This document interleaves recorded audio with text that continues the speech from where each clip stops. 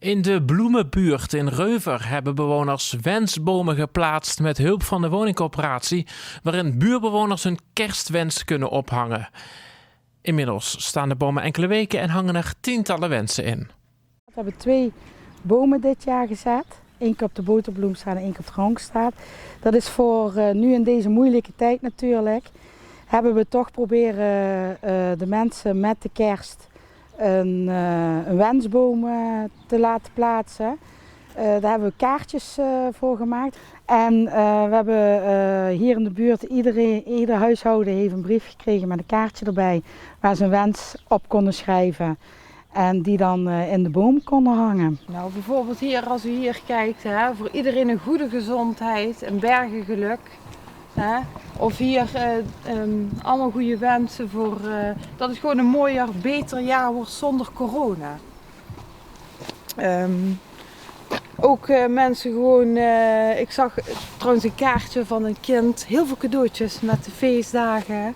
Dus er hangt eigenlijk van alles in.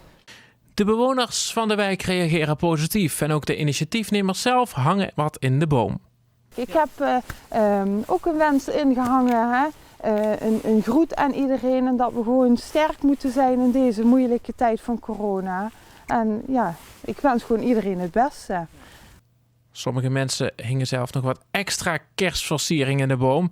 Die lichtpuntjes zijn nodig, vindt het buurteam, dat opkomt voor de belangen van de buurt en mensen helpt in deze tijd.